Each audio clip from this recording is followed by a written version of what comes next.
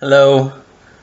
I wanted to explore some things today on video with this video camera, explore awareness and attention and reality and the unfolding of new experience, new life, newness.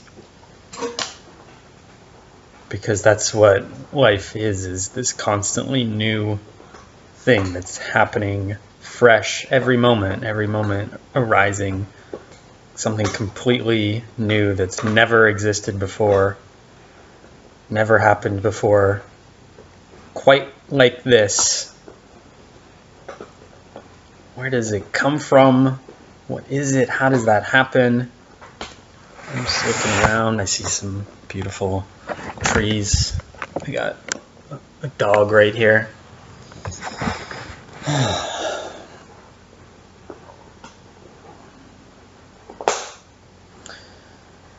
So how does the newness come from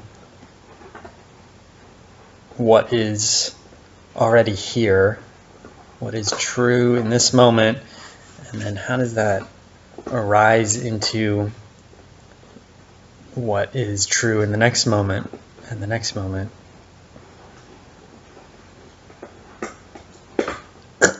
And I was thinking, specifically talking to a friend about ideology and ideals and visions, and how life can sort of take a trajectory toward a certain vision or an ideal. And that's something that humans have this pretty amazing capacity to hold a vision of something that doesn't exist and then move from this present moment into this future moment where this vision actually is existing. And it's never exactly like the vision was. It's always, it's more real, it's more detailed and full and rich with detail. But the vision exists in a way that it sort of shapes the future of how things unfold. And that can be a pretty cool thing, especially if we want something, and the wanting in itself is sort of like holding a vision of what could be. And we all want stuff, right? So there's this experience of this present moment, and then there's the wanting and the vision, and often it can have a kind of idealistic quality of, in the imagination, a vision can be pure as you want. It can be perfect and pure and have no flaws because it's imaginary. And it only has the things we want and none of the things we don't want in this vision that we hold. And as we hold the vision can shape experience through intentions, through responses to what is happening. So something happens and it's filtered through our perceptions and ideas about what this thing is, and the brain and the mind can sort of match that with the vision and the intention and then create a response, whether it's a mental response or a physical response of the body taking action. So the vision exists as like a tangible, actual thing in this moment as a vision. It's not like that. What is in the vision doesn't exist yet, but the vision itself does exist. It exists as a mental experience, a mental happening, something in the mind and the brain. And our brains as humans have some pretty amazing capacity to hold the vision and hold an intention. So we don't just think it and then it disappears, like perhaps that happens with animals or something. But as a human, you can think this vision and then kind of hold it mindfully. And I like the word mindful, which has many interpretations, but one interpretation of mindful is to hold something in mind. So we're holding this vision in mind, and then as experience arises, it's directing, it's actually having an effect of directing new experience and new responses toward that vision, and correcting and adjusting, and so these really great leaders or powerful leaders, whether they lead towards a vision you like or a vision you don't like, have an amazing capacity to keep a very strong vision in mind, but also to keep that vision in a collective mind, collective vision. In fact, the more that they can describe this vision to someone else, such that that vision is now held in this other person's mind and is affecting their responses over and over and over, multiplied out to lots of people having this vision together, a shared vision, and then things move sort of like a river flowing in a certain direction, and the intentions are like the banks of the river guiding it along.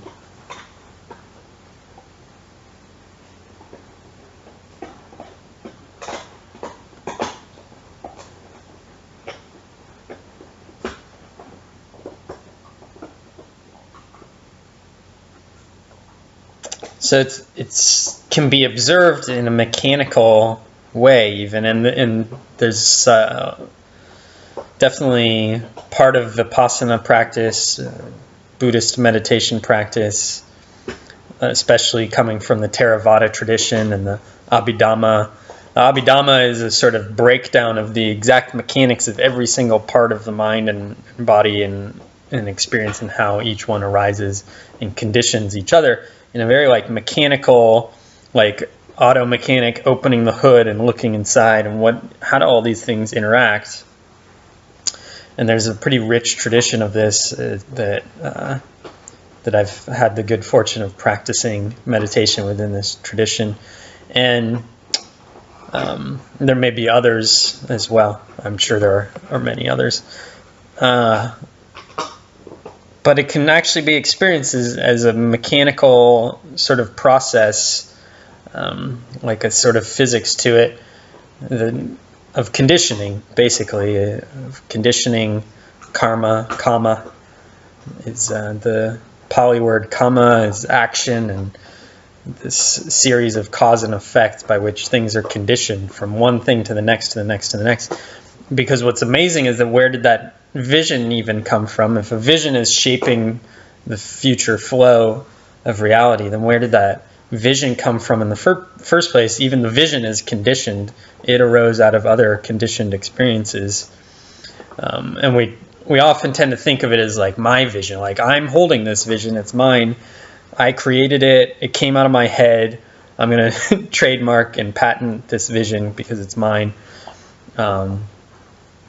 But it can be observed, like that vision actually arose. There was something right before it that conditioned it, a series of cause and effect, and these countless causes. Like you can't ever see every single little cause that leads to every single effect.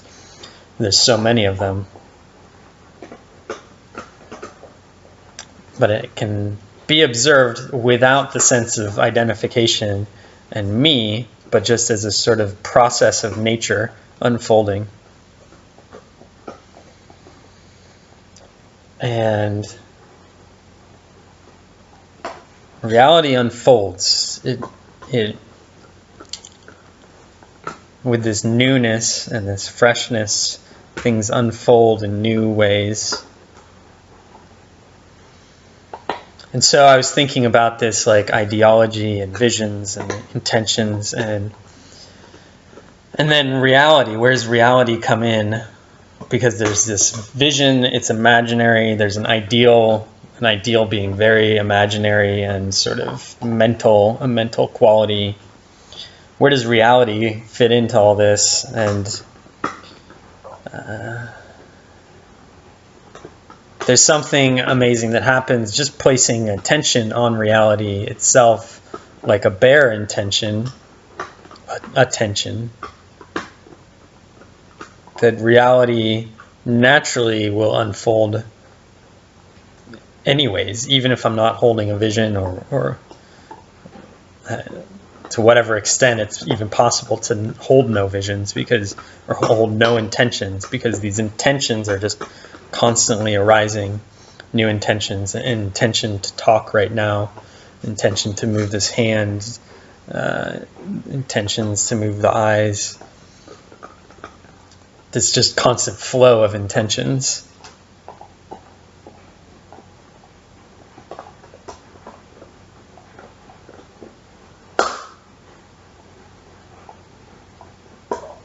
And there's some way that a vision, like a really powerful vision, a powerful vision that shapes the future,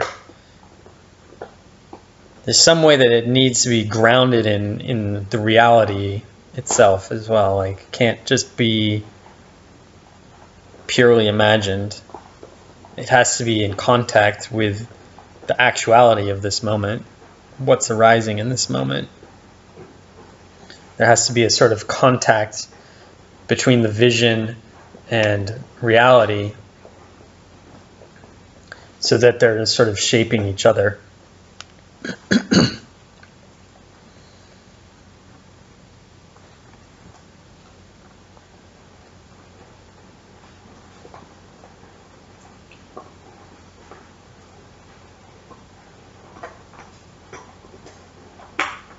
I was thinking about the way attention has this really amazing capacity or relationship with reality, that where attention and awareness lands on reality, it unfolds like a kaleidoscope of new experience and new happening. That any object take any object, even if I just like look at my computer mouse, it could be like an actual physical object, or a tree, or the nature, or an object in the mind, like a thought or an intention, but just really putting the awareness on it fully, it starts to reveal itself more. There's a mystery, a mysteriousness of this object, this reality, that starts to be revealed.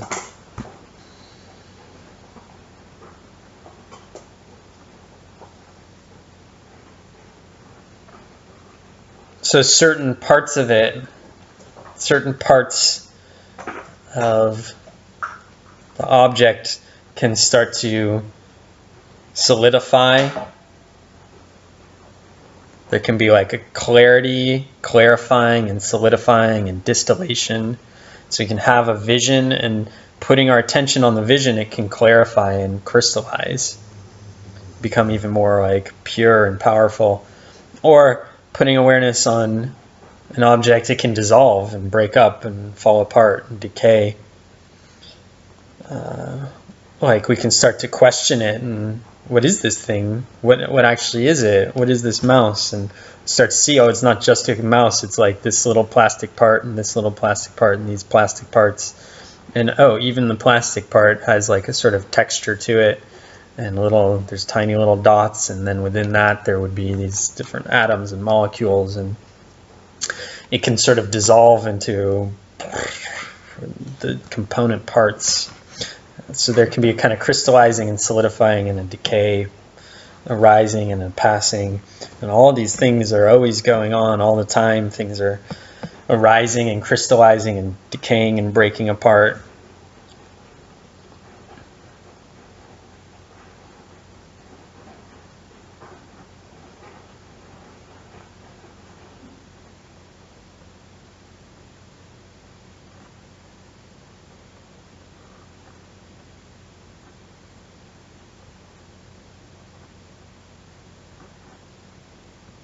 I'm noticing now, I'm just reflecting on my own experience, that there's a way in which it seems like the decaying is conditioned by the investigation quality of questioning an object, and that's in a way maybe even sort of the nature of the mind, which the investigating capacity of the mind, the investigation mental factor, if you're putting it into sort of Buddhist terms, is this factor of investigation of like, let me look at this thing and sort of pick it apart, take it apart and see what it is and see all its nuances and details.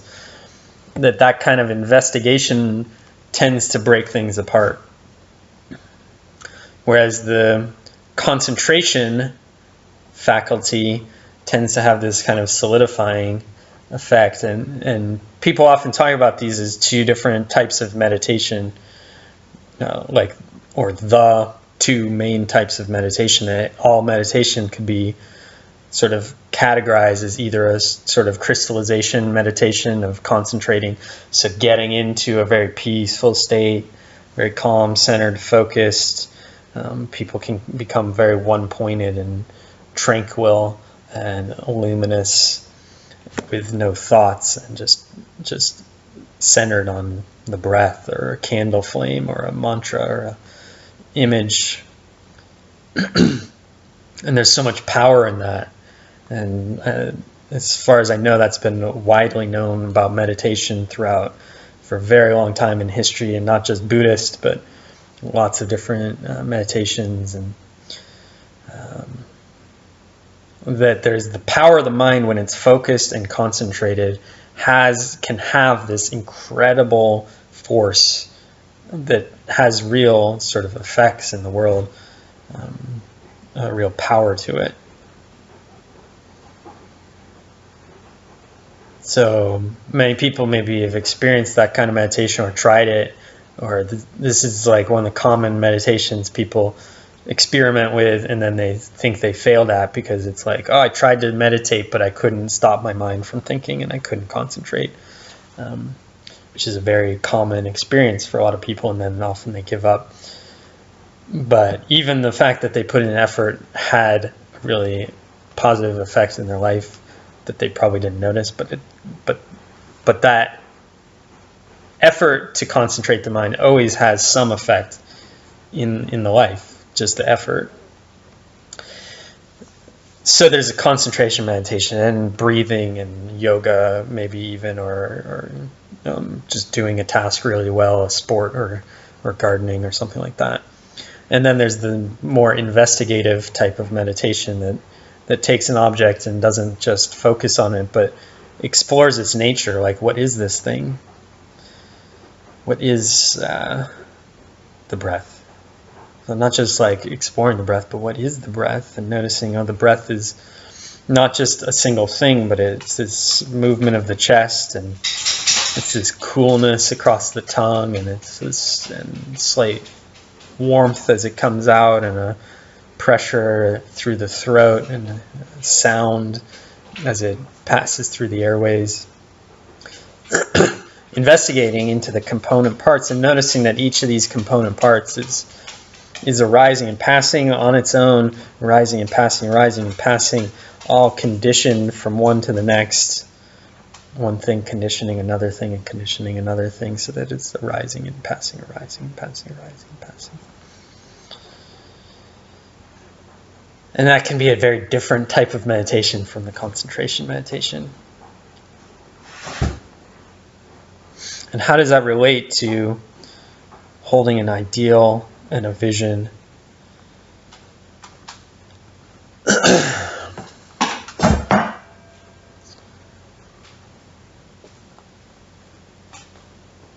There's a way that believing, people talk about the power of belief, that believing in a vision and believing in an ideal can be so strong because belief is like a glue that creates this solidity of a vision and an intention.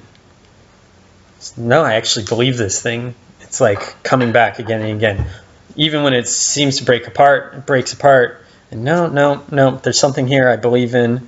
I believe in this, and here it is, and it just stays kind of solid.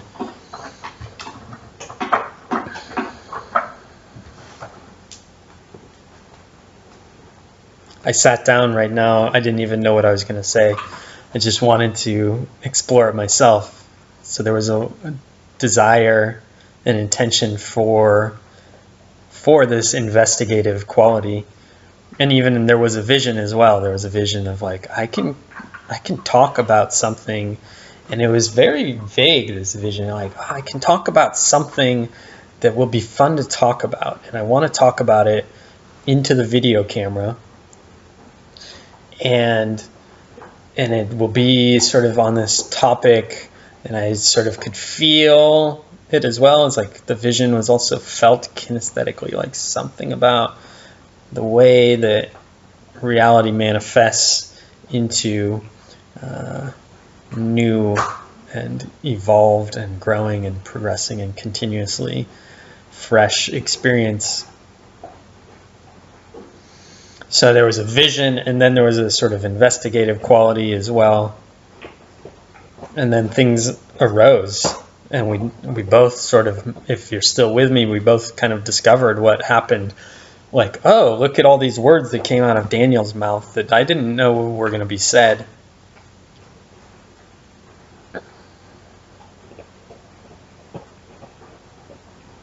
So there was a vision and an unfolding. And there we have it. We've gone on a little journey together. Perhaps things have unfolded for you as we've been together, connecting on this ride. There's been an unfolding for you as well. May it unfold. May these things unfold and reveal themselves, and may the mystery reveal itself to you.